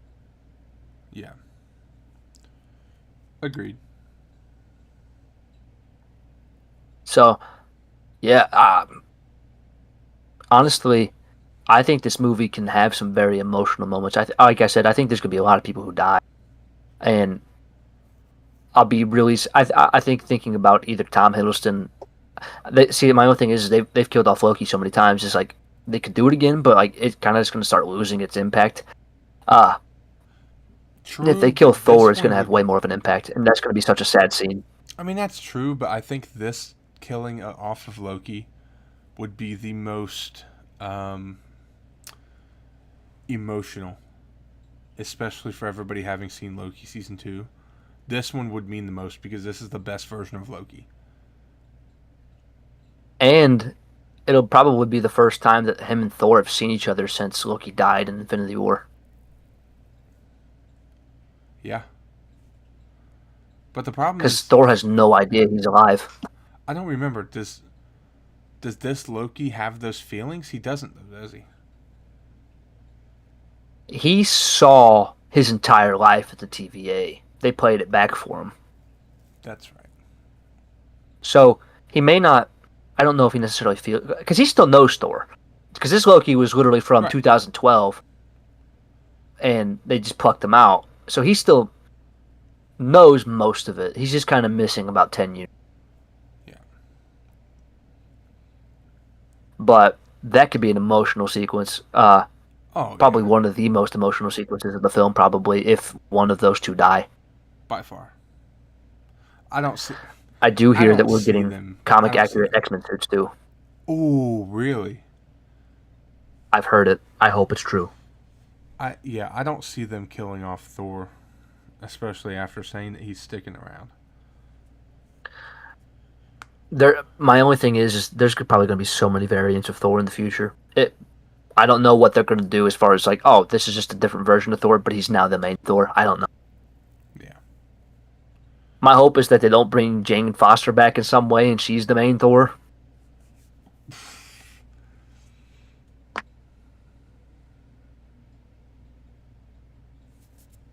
I know I said that Natalie Portman comment earlier, but no. Yeah, I don't really want that either, to be honest. Nah. No, no. I want Hemsworth. You got any more comments about the plot? About the plot, no. No, honestly, no. I think we've talked about the most. I really think the beginning of the movie, a montage style thing, right after we finish the scene of Doom. Because if they just completely skip Doom taking Franklin, I won't like that. They can't skip it. Yeah, how they start this film is very important. Yeah. It's going to set the tone, and if it's not, if they don't come out with the like, they don't come out running immediately, hit the ground running, it's not going to be what people want. The people are just going to be upset. Do we know runtime? Not yet. Dude, My knowing assumption is it's going to be over 2.5 hours. knowing the 60, literally having 60 people in it, possibly. Dude, it's got to be 3 hours. I just don't. I see could how see they're it being gonna. over 2.5. Yeah, I that's just probably the safer bet. I just don't know. Dude, under 2.5. Nah, think they'd that's be the not gonna fly. No. Nope. All right. As far as Marvel fatigue goes, do you think that Marvel fatigue is going to be hindering people from coming to see this movie, especially after the projects we had? Just like, what up, Johnny Storm? Glad to Yeah. see you, bro. Johnny Storm in the chat. That's But lit. we got the Human Torch in here. Welcome, brother. But as far as like us seeing, we got Captain America, we got the Thunderbolts, Fantastic Four, and at that point, Spider-Man 4. See, I know for you and I, that's enough for us to want to go because they've been doing pretty well recently. Yep. How do you feel like most of the fans are going to go though? Because box office for these films has not been the best. It hasn't. I think they flooded the market, and the problem is, it feels like they flooded the market with some lower grade product, honestly. But here's the other thing to that though. Dude, so what was the Infinity Saga? How many films total was that? I believe it was 23. Bro, we got 23 bangers. Dude, they didn't skip many beats. So I don't understand where they lost their path. This year, they did great. I personally believe they did great. And I think next year's going to be great. But somewhere in there, they lost their stride and kind of have taken a slight back burner. And it's made people less willing to go to the theaters. It's definitely when they started trying to push agendas. Yeah. And they tried to start basically making that everything instead of really just focusing on a good story. It was more about how can we... it just seemed divisive. And it worked. We're divided as a fandom. But Not I think as bad as that Star Wars. the people who... No, not as bad as Star Wars. But I do think that the people who kind of said, okay, enough is enough, I think that a lot of them are afraid to get back into it because this year, like me and you have enjoyed everything this year as far as movies, and it's just, I think a lot of people are they're just very skeptical. Yeah. It's getting everybody back into the swing is a little more difficult. Yeah. So I think it could hurt them.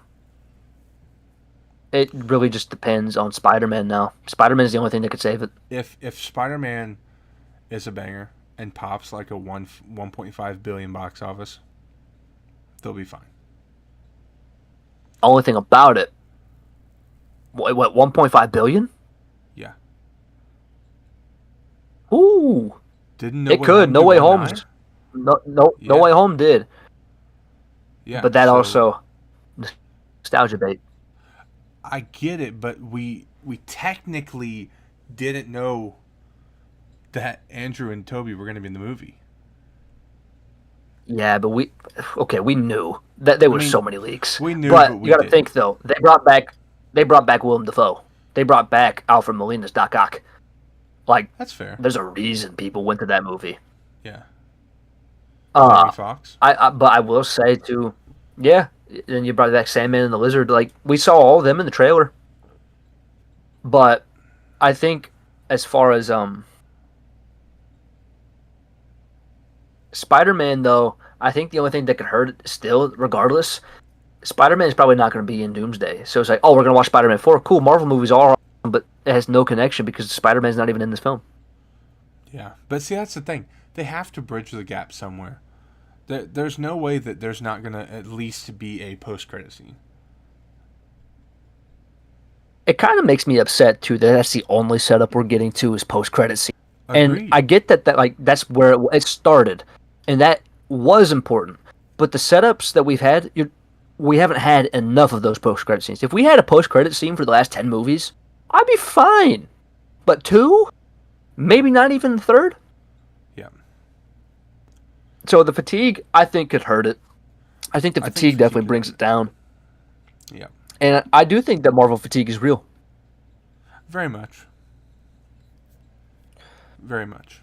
DC got revitalized, and people are looking very much forward to what's happening with that. It's just Marvel's got some work to do. They do. They do. So far, we've talked about the cast, we've talked about the budget, we talked about the plot, we talked about fatigue. What are you still skeptical about after talking about all this stuff? All right. The setup is pretty bad, in my opinion. I really think the setup is just... It's not even close to what they did with Infinity War and Endgame. It's not even remotely close. Because that's the thing, too, is... Correct me if I'm wrong. There were movies between those two, right? Captain Marvel, and I believe Ant-Man and the Wasp. Was that it? There may have been one more. Oh, no, Ragnarok didn't come out. Hold on, let me look it up real quick. Ragnarok I want to was look it up. pre Infinity War. Yes, that's right. Hold on. So between Endgame and Infinity War, actually, Ant-Man and the Wasp was pre-Infinity War as well, which is kind of crazy because the post-credit scene for Ant-Man and the Wasp was after Infinity War. The film came out beforehand. So yeah, the only film that came out Endgame from between them was Captain Marvel. Okay, so that debunks what I was gonna say. All right then. Yeah, I don't know, man. The setup is really bad. I had another thing and I forgot. I hate when I do that.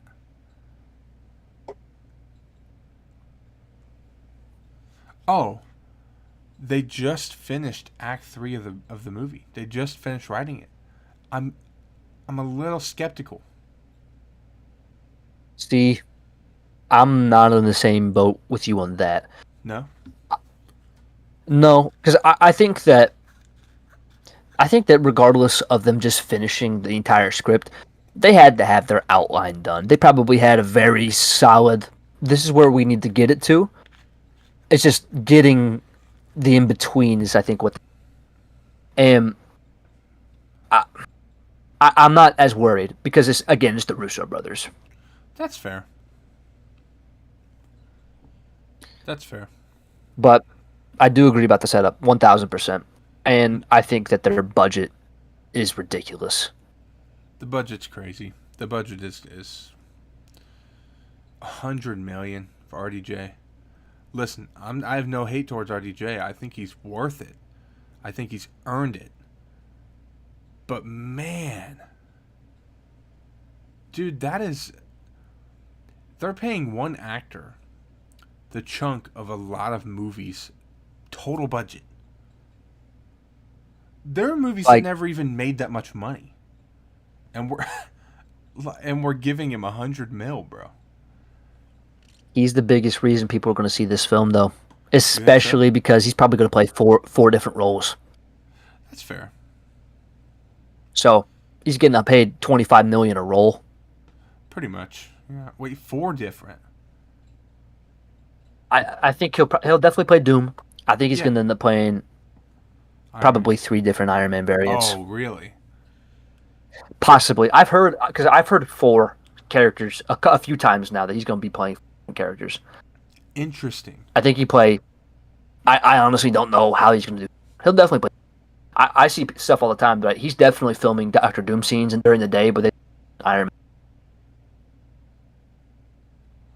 Interesting. Okay. But as far as that goes, I really do think it's just the setup and the budget. Yeah. But Story should be fun. they shot themselves in the foot. They shot themselves in the foot with the budget. They did. It And then makes it almost seem impossible. Like it's my only thing too about Marvel fatigue. This may be the only thing that saves them. Like the thing that we think, because we think that they're kind of screwed now before it, but it might be the movie that back on the map. yeah. Because at the end of the day, it's still an Avengers film. It is. It is. So I'm kind of, I don't know. I want to try to be like a half glass full type of person and like think that, this could be the movie that changes everything. I'd like to think that, but I don't know. It could be. Do you think we're gonna get a Infinity War Thanos with the gauntlet style obliteration at the end of this movie, like we did with I think I think it's going to end with there's going to be some massive incursions. There's going to be several universes that die, and Doom's creating Battle World. Ooh. He's going to Okay. make one collective universe, and that means characters that we love, like it could be Toby and Andrew's universes that get destroyed, and that kind of makes me feel like maybe one or both of them's going to end up dying. I have no idea. I'd cry so Bruh. badly if they died. Like somebody's universe is going to get destroyed, and that's the whole point, though. Doom is trying to save the multiverse by making it just one universe. He doesn't want all these different variants. He wants one collective thing where they all can be. So, but they're going to start talking more and more about that anchor being thing more. I don't know a ton about it, so I can't comment on it, but the anchor being is going to be a big thing too, and I don't know if, because these universes can't survive without their anchor beings as well. Jeez. Okay.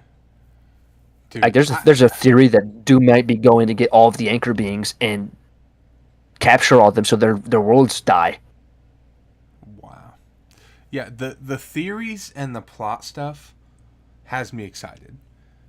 It's For the sure. budget and the fatigue that I think are a little scary, and the setup. I agree. So, with that being said, buddy, do you think Avengers Doomsday is doomed?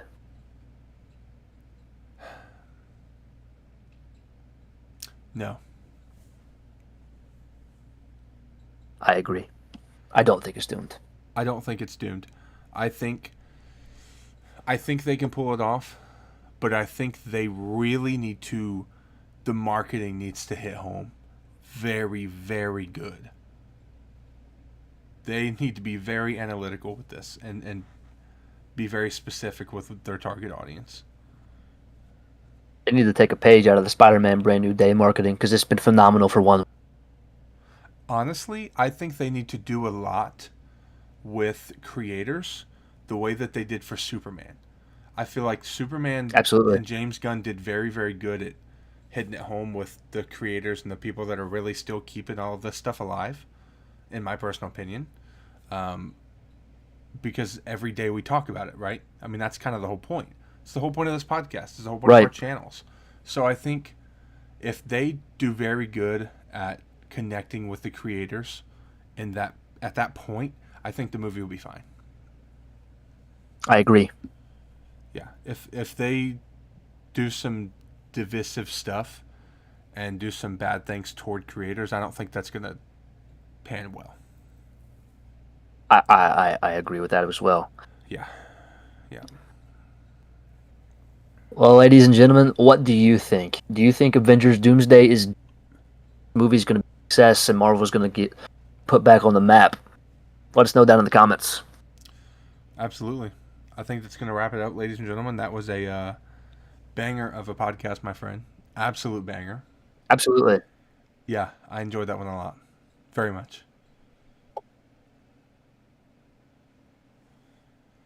All right, chat. I will see y'all later. We're going to be doing anything on TikTok.